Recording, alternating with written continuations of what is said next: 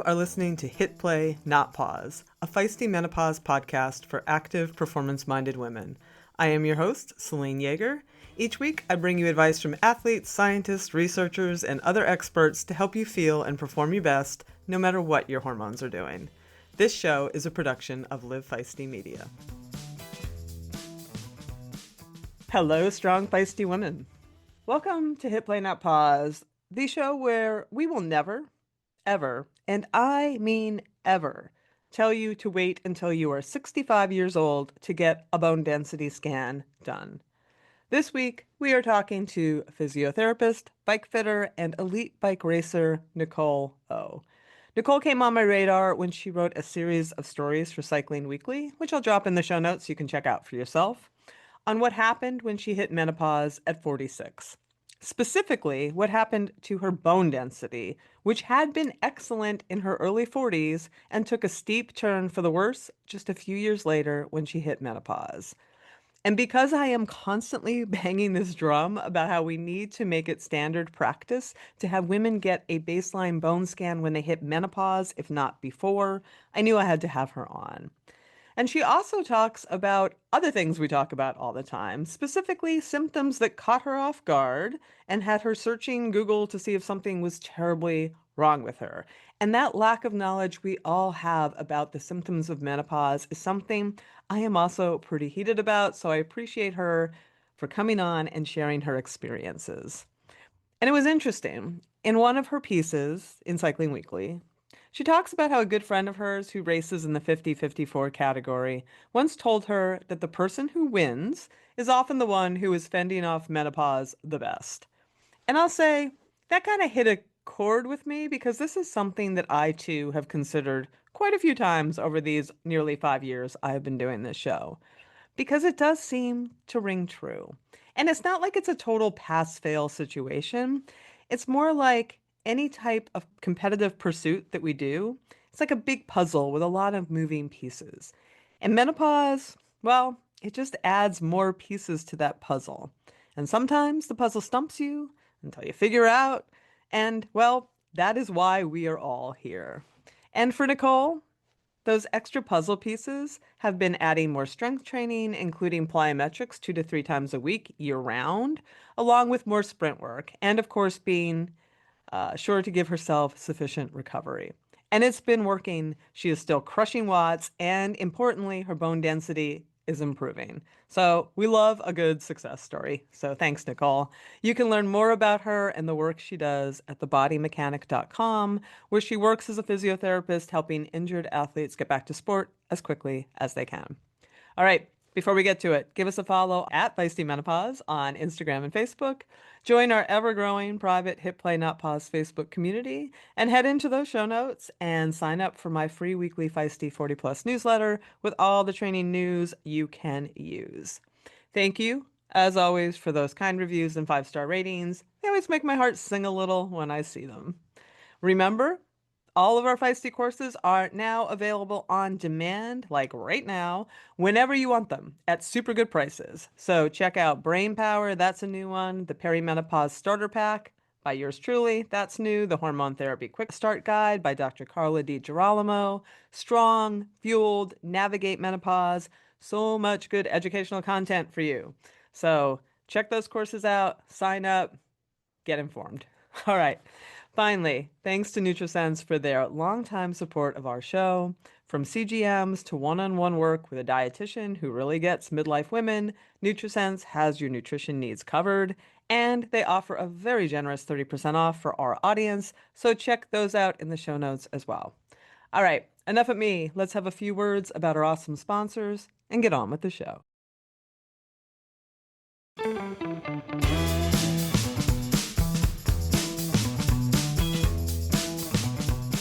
All right, Nicole, welcome. I'm so glad that you're here. I found your articles in Cycling Weekly. You know, you're talking about menopause, and every time I see that, I have to reach out and see if the person wants to be on the show. So thanks for saying yes. Yeah, thanks for having me.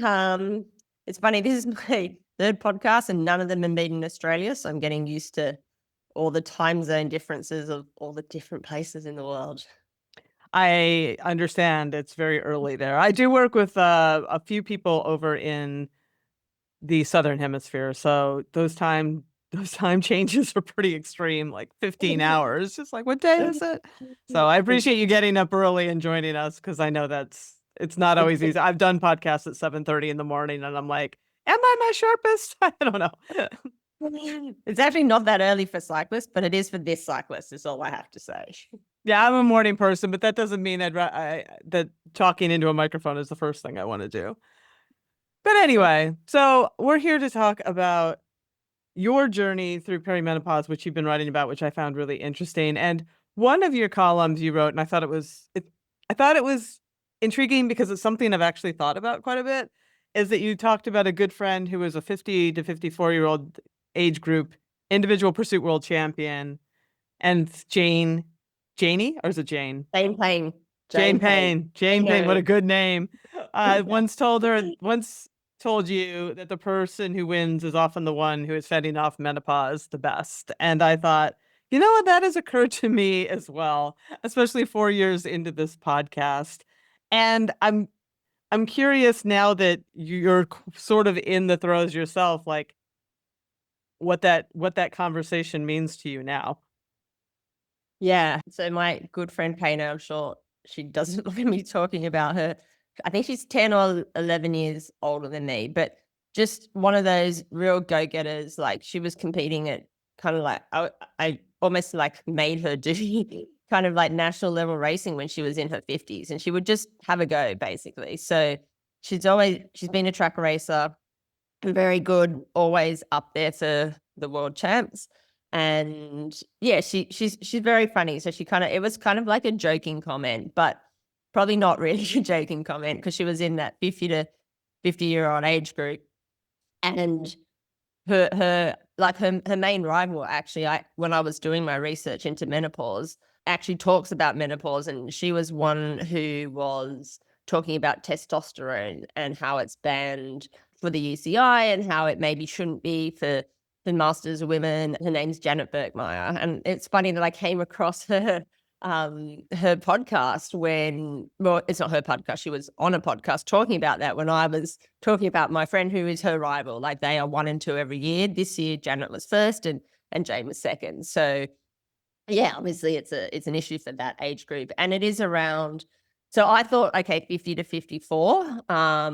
That's what I kind of thought as the menopausal age, which I was soon to learn that it was actually a lot before that. Like I didn't really even know much about perimenopause Hmm.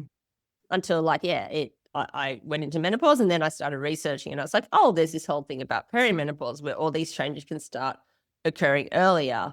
And yeah, especially in cycling, well, probably any sport, you just expect as you get older, your performance is going to drop basically. And I always say, like, I'm just going to try to race at like the highest level I can until I can't. In that I know that age kind of will probably catch up with you at At some some point. point. Yeah, it will catch up with you at some point, and at that point, it's almost like I'll do as much as I can, but there is a point where you can't compete against 20-year-olds anymore. Right, of Um, course. It does sound, though, as you're talking about the performance decrements, you also, in one of the pieces, talked about a fellow Masters athlete, multiple time Australian national champion, Nikki Rolls, who, quote unquote, swore to you that she lost 100 watts overnight.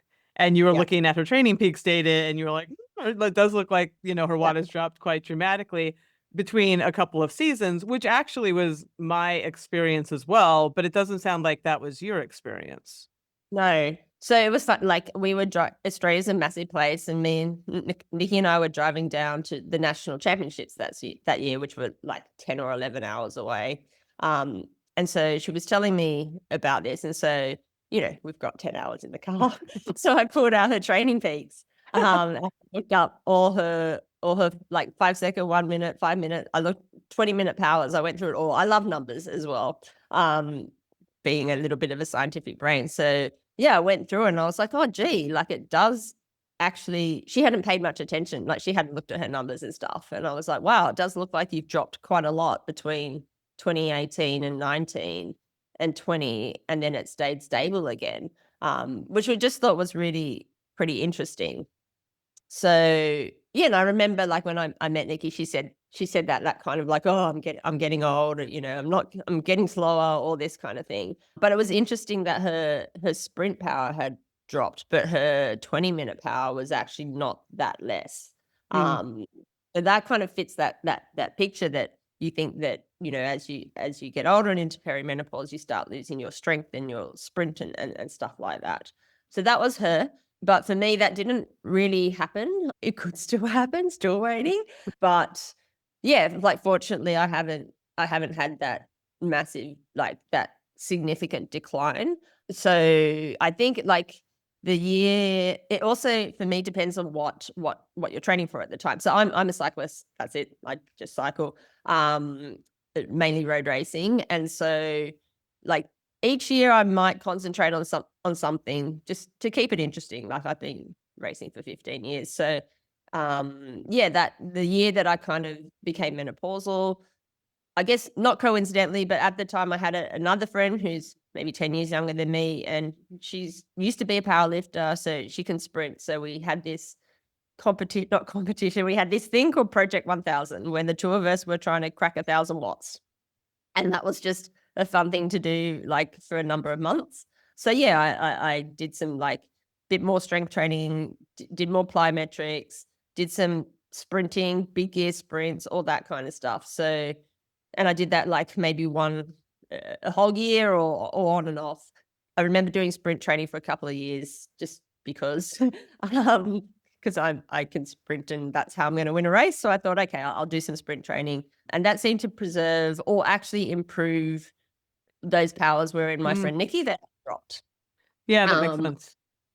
Interestingly enough, like, this year, I have not concentrating on sprinting at all. There was no events that required me to have a good sprint, and my sprint powers dropped again, but not as bad. Like, it's improved from before when I did Project 1000. So I guess I've retained some of it, but it's not as good. So, yeah, which I guess just proves that you can train still. Like, you do specific training, you can still improve despite all the changes that are happening to your body. 100% cosign. That's not to say that you didn't have any menopausal effects during your transition, however. So, like, let's dig into that a little bit. What symptoms did you have, like, maybe even in retrospect that you didn't realize were relating to that, and then ones that you recognize were you talked specifically about bone health, which what I want to get into, but you had also mentioned some hot flashes and joint pain that maybe you weren't connecting to hormones. So, yeah, I was on the oral contraceptive pill, which I just came off, because I forgot to take it. Like, I went away for a race weekend, I just forgot to take it, so I How just old were stopped. you? This is 2022. I'm forgetting I stuff. I understand. think I was 45. I think I was 45. So, yeah, and I've been on it for 15 years. I originally went on it when I was doing Ironman. I was like, had very heavy periods with, like, low iron, all that kind of stuff. So just went on it. Never, like, came off it once, got my period back, had, like, started getting, heavy bleeding, all that stuff again, acne, went back on it, never went off it. So I went off it just because I thought, "Oh, it's, probably good to give your body a break every now and then." And so then went off it and just never saw any sign of a period ever again, basically. So I was like, "Oh, okay." Like, nothing, no spotting, nothing. So yeah, that was 2022, and then, yeah, when I look back, maybe in the year previously, like, I'd have the occasional, "Oh, I'm feeling a bit warm," at night, a little bit sweaty, like, a tiny bit, but, like, nothing, that you could think, "Oh, well, I just have that a little bit anyway." So, yeah, and then when I went off the pill, I did start noticing that the weird one was, like, the joint pain.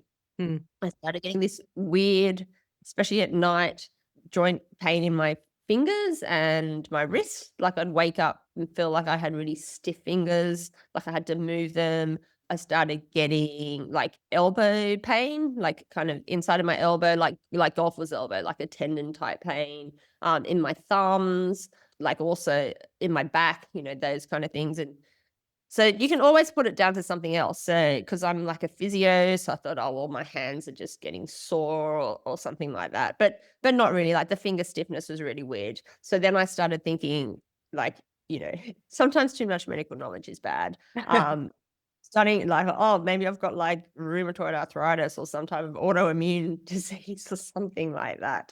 I also had like a few tendon issues, but like I've had that before from cycling. So yeah, I toddled off to my GP and it wasn't particularly helpful, but I can go into that more. But basically I said, I want this test, basically. So he did. He sent me off for, rheumatoid markers, blood tests, thyroid, because I also thought, oh God, like if I got reds or something, like, you think of just anything. And also tested me for my hormones, and they were like menopausal, like just like really low. So I know like hormone testing it can vary, but they were all just low. So yeah, that kind of happened at once, and I guess they just. I remember going back and he's like, "Oh well, you're just menopausal." Like, okay, that was it. That was his solution or his explanation. So yeah, I didn't have heaps of symptoms, and to tell the truth, like they weren't really bothering me. Actually, I started getting a little bit more waking up at night, feeling hot, and having these weird joint aches. But like I'm a really, really good sleeper, so it didn't disturb it too much. Um, so yeah, they were my main symptoms. But so what happened? Yeah, this GP wasn't particularly helpful or interested. So I asked around some of my like GP friends, and they recommended a female GP. And so I went to her, and she was more helpful. And I asked to get a DEXA scan, which she sent me off to, and she talked to me about HRT, which I was like, yep, keen to start that. So that's kind of where it all went. This all kind of happened within, I think, yeah, I basically waited a year, until I hadn't had a period, and then started like the HRT and all that kind of stuff. Had you made any of those connections between the menopause transition, not having a period, and the joint pain and stuff that you were experiencing in your own mind? Not no, not at the time. Like I actually had to research it. Like I was like, is joint pain a menopausal symptom? I hadn't really heard of that, which is interesting because now when I look at it, apparently lots of women have joint pain. And also when I looked into it more, the things about how yeah, middle-aged women tend to have more osteoarthritis, of their spines and their knees, all that kind of thing, which can be related to estrogen deficiency. And yeah, even though I'm a physio and I have been for 25 years, I didn't really make the connection. But I definitely do now with more knowledge. But yeah, like to me, I didn't even know that was. You just hear about like the hot flushes and the brain fog and the irregular periods and that kind of stuff. But I didn't know that joint pain was one of the menopausal symptoms. I feel like joint pain has really just come into the spotlight over the past couple of years, honestly. Like when I first started this in 2020, saw it here and there, but last year there was actually just earlier this year, there was the musculoskeletal syndrome of menopause paper that came out. And in my group, we have about 33,000 women in there, and it comes up a lot. I think it's been one of those very underappreciated elements of menopause until very recently, where people are like, when you hurt all over or you hurt in weird places, it tends to be hormonally driven. Yeah. Did the hormone therapy help? Yes. So out of all the things, I don't get the random joint pains anymore Good. at all. Like all the hand, wrist, elbowy, the strange ones have gone. The other ones are still there, but like they're probably related to other things. Like my back hurts, it's stiff, that kind of stuff. It has been in the past. It still is. It comes and goes. Yeah, like other joint pains that I get that I've had before I had the menopausal ones, they're not gone. But the weird random ones that I never, had before have all gone. Like I haven't had hand or wrist or finger symptoms since, kind of thing. Let's talk about your DEXA scan and bone health, because you mentioned when you got this appointment with this female physician that you got a DEXA scan, but you had one, if I understand, in 2018 before that as part of a study with past guest on this show, Dr. Nikki Kay. Tell us a bit about that.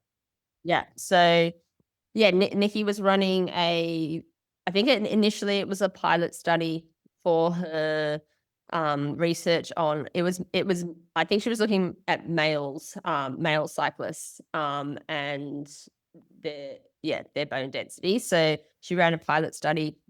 I lived in London, so she was local. So I did that, which basically involved an FTP test, which I'd never done before. Um, besides besides the fact that I'd been a cyclist for 7 years, and a DEXA scan. So yeah, so I did that, and then we did a repeat one like 4 months later or something like that. So yeah, I got this DEXA scan. I was 40, I think, at the time, or 41. And yeah, I had fantastic bone health. Like, she rang me up and was like, "Oh, how do you have such good bones?" kind of thing. She's like, "You've been a cyclist for 10 years or whatever." And at the time, like, I didn't really know. I said, "Oh, well, I guess I did triathlon, so, a few years and all that." So now I know, like, so one, genetically, I think I'm very, like, very good. My family, I assume, have excellent bone health. I think I was the first person in my family ever to break a bone, and that's because I smashed into a pole at 40 kilometers an hour. Like, my mother's It'll 85. happen. Yeah, she's never broken a bone. My sister, my brother, like, no one's ever broken a bone. So I just assuming genetically I'm good, which I've also read is it's a major kind of factor in your bone health. But also as a child, as a teenager, through all those growing years, which I've also learned is very important. I played heaps of team sports, like, you name it. I played it from the time I was like 12 to my mid-20s, kind of thing, like netball, basketball, softball, all the jumping ones. I played that. So yeah, I guess I came in to it with very good bone. And yeah, it was like above average. Like, I was over point, like, I was over naught. I was point Right. 0.3 or something. So yeah, so that was like 2018. Good bone health, cool. So then when I hit menopause, I didn't even think I'd have to worry about it. It's like, "Oh, I've got fantastic bone," kind of thing. Like, that's not gonna be a problem. But I asked for a DEXA scan anyway. I wanted a baseline, going into menopause, and yeah, like, it had dropped quite a lot. So, especially my neck of femur, which is the one that worries me most. If you're gonna crash in a bike race, then, I don't wanna break your neck of femur. So that was down to like minus 1.7. I think it was minus zero point 0.4. So that's, to me, it was like, gee, that's like quite a big drop. And yeah, all my lumbar spine, total femur, neck of femur were all now osteopenic. And I was like, oh, actually, no, my lumbar spine wasn't. My two neck ones were. So I was like that, I was a bit not very happy with that, mainly because, yeah, like, I still race bikes. I still race bikes a lot. And yeah, I don't breaking something's pretty inconvenient, and self-employed, all that kind of stuff. So yeah, I just really wanted to preserve my bone health.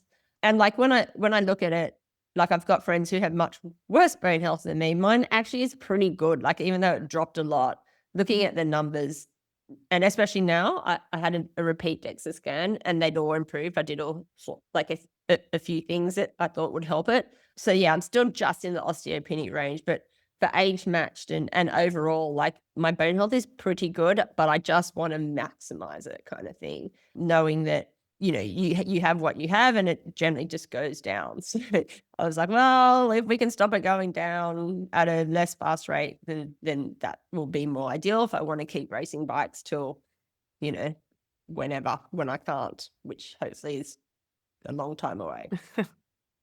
So what elements, what did you do? What strategies did you take? Because when you got that repeat scan a year later from what you wrote, the hip bone density had increased significantly. Yeah. So we know hormone therapy, can play a role in that. What other strategies were you applying?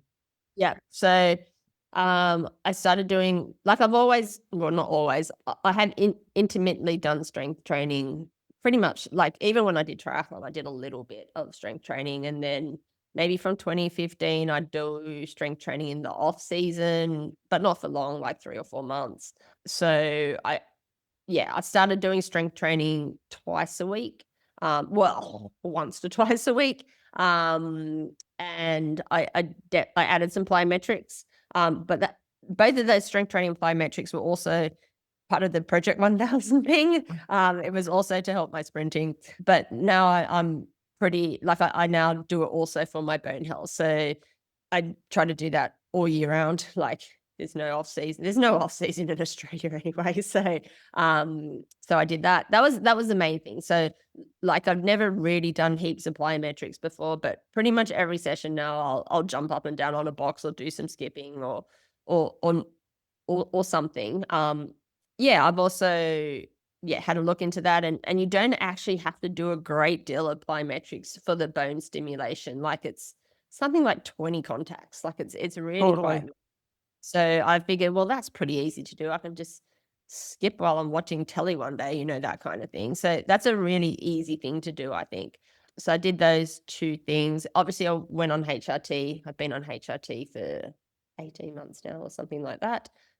It works well with me. Like I know a lot of friends, they've had issues with it. They've had to try different types or different doses. I basically just started it and have had no problem. So I'm just on it. So yeah, I guess I'm lucky in that way. And so, the other thing that, we can look at is diet. I'm not so good at that kind of stuff. Like, I don't like cooking. It's a bit of a chore to feed myself, like that kind of thing. But I have been trying to eat more protein just because like of all the muscle loss and stuff like that. Just trying to eat more like chicken, fish, dairy. Like I have no dietary restrictions. I eat everything. So um which is I guess which is good. I eat lots of animal products which have a lot of protein and dairy, which has a lot of calcium. So I didn't like I kind of was a little bit aware, but didn't really make massive changes to my diet. But I think my diet's pretty normal anyway. Like I've never excluded anything. So I figured, okay. And I know the other thing that helps is vitamin D, which I get plenty of. I live in Australia. I don't ride at 6 o'clock in the morning. So like my blood test showed that my vitamin D was like 94 at the end of winter. So Wow, that's like pretty high. that's pretty high at the end of winter, so I figured that's probably not gonna be an issue for me, but, like, I guess if I just keep monitoring it to see, if there's any point it drops, but I thought that bit's fine. So, the main thing was strength and plyometrics and HRT. Has this training helped anything besides your bones? Like, have you noticed differences on your bike? Uh, like, I guess the main thing that influences my bike is if I actually bother to train. I'm not really much of a trainer. Like, I like riding my bike, and I like racing. So I go through fits and spurts where I enter something and go, "Oh, I should probably train for that." And if it's depending on what event it is, will kind of direct my training. So I haven't for the last 2 years, 2022, 2023, when I was going through all this menopause transition, I would enter some called an NRS, a National Road Series race, which is kind of like the highest level in Australia that you can race against 20-year-olds. So if I entered that, like it's a 5-stage race, I'm like, you need to train for that or you're going to get your ass kicked kind of thing. So the last couple of years that has kept me doing some training, at least for the 3 or 4 months previously. But so I guess how my bike is depends on how a little bit on how much training I bother to do kind of thing. So, it's still okay at the moment. Like there hasn't been much on this year. I've been concentrating on there was a Grand Fondo in Australia that the World Championships are going to be in Australia next year. So obviously everyone wanted to do that so they can do the World Championships next year. So I trained for that, which is different training to the year I'd done before. Just a two long climbs that I suck at. Like I can't climb, I'm a sprinter. So I spent most of the time doing like time trialing and hill climbing for that. So unsurprisingly, my sprint power has gone down. As I said before, haven't done any sprinting. So it just, and then if I do lots of sprinting, then my like threshold time trial power will go down. So it's like can't can't maintain everything Yeah, altogether. But that um Yeah. So yeah, at the moment, haven't seen that decline, that fall off the cliff that I'm waiting for. Still waiting for it. It might happen, it might not. So until then, I'll keep entering some things that are a bit of a challenge that I have to do some training for, pretty much. Have you noticed any needs that are different for recovery? Um, well, yeah, I kind of think I I do get a bit more tired. I'm like I don't have a coach, so I have to monitor that myself. So yeah, I'm just wary of maybe you should take it easy a little bit if you're feeling tired.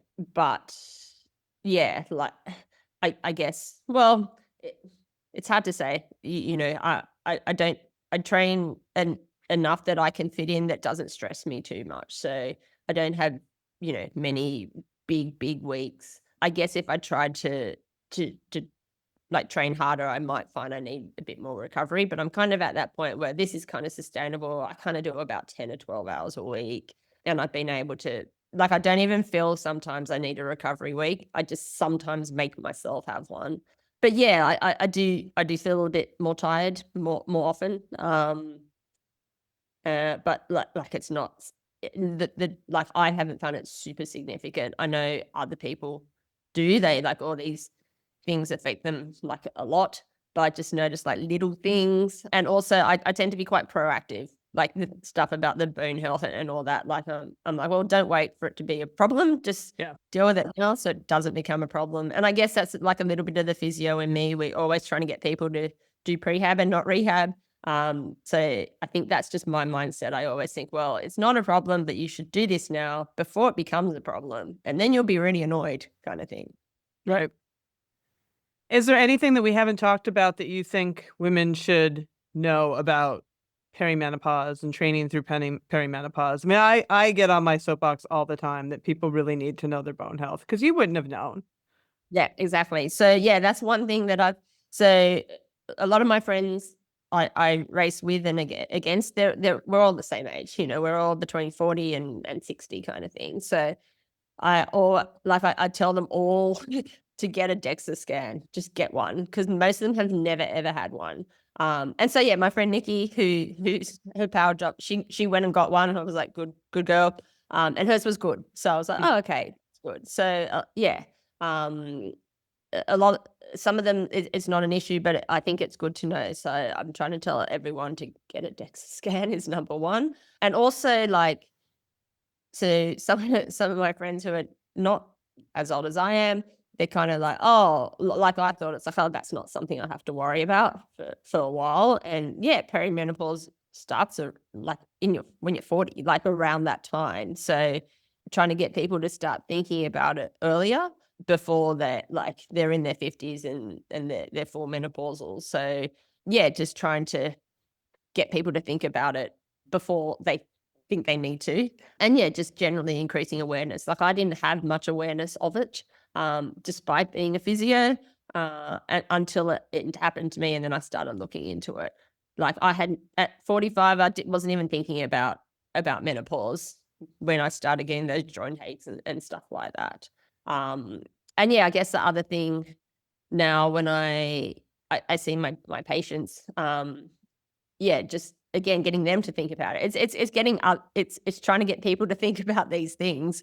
And yeah, I've kind of looked a little bit more into why yeah middle-aged women have more tendon problems, have more joint problems, and thinking, well, is there a aspect you don't want to put like you don't want to put everything down to menopause kind of thing, but is there an aspect of that in their pain or their injury or whatever they've seen you for? Do they need to start thinking about it? Yeah, which is a little bit harder than trying to convince your friends because, yeah, you can kind of tell your friends anything, but yeah, especially if that's not something in their mind, then yeah. So again, it's just awareness. Yeah, and what I think that you're doing a great service actually, because a lot of women do start experiencing more injuries and that kind of pain that you're talking about, and will see a physio. And if the physio is informed like you are, they can save them some time and trouble and mental stress. Yeah. Yeah, definitely.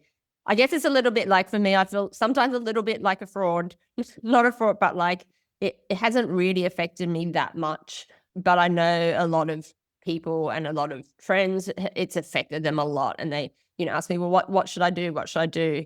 So I'm like, well, you could do this, and this, but like, I don't quite have that empathy, I guess, because not all those things are happening to me. Some of them happen to me, but not all of them. And like we were just discussing before, it's individual for everyone. So what affects one person might not affect another, and how people respond to the different treatments or even like, people who or strength training, diet, HRT, it will affect people differently. So I guess everyone kind of needs to find their own way in a way, but having all the information, it is a good start. And actually what I have done a lot, either for my patients or my friends, is they go to the GP and they like, oh, I want to start HRT, and they won't give it to them, kind of thing.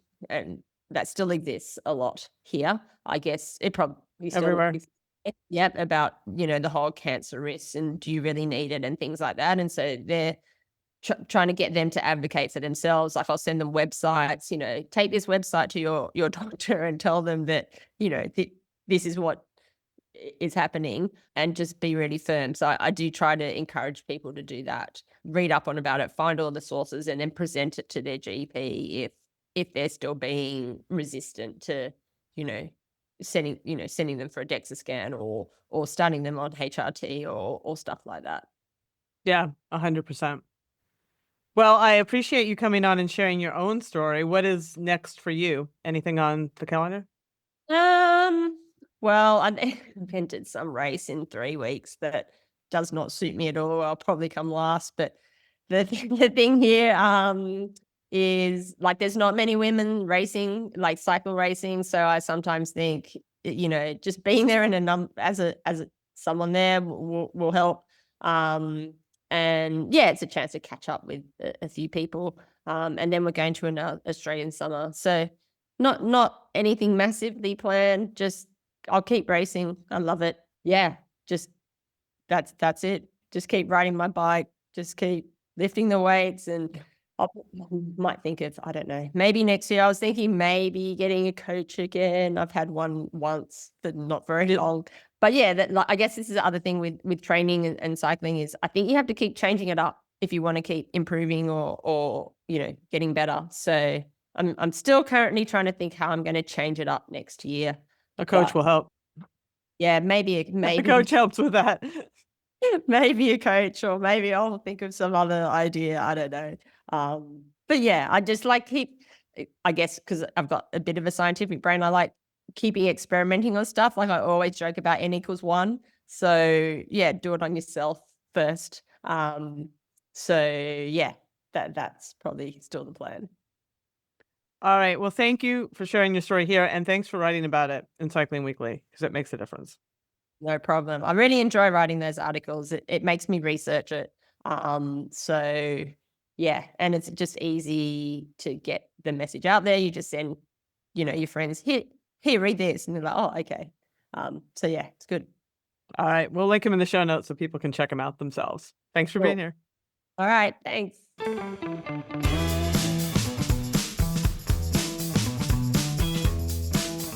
Well, that's our show. Come on back next week when I sit down with Edie Perkins, Executive Director of the Kelly Brush Foundation. This was a fascinating conversation. Edie is paralyzed from the chest down following a terrible crash with a car on her bike.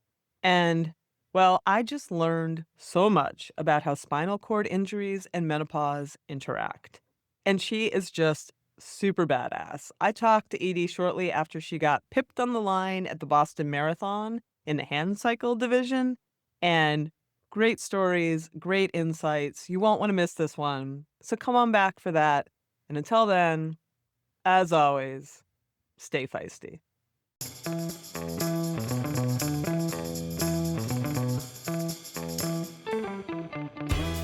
You've been listening to Hit Play, Not Pause, a feisty menopause podcast for active, performance-minded women. I'm your host, Celine Yeager. The show is edited and produced by the strong, talented, and amazing women at Live Feisty Media. Follow us on social media at Feisty Menopause. And please help us spread the word. Screenshot and share this episode on your social media channels with the tag at Feisty Menopause. Share the show with your friends. And please subscribe, like, review, and rate this show wherever you get your podcasts. Word of mouth and good reviews make it easier for other listeners to find. Thanks for listening, and as always, stay feisty.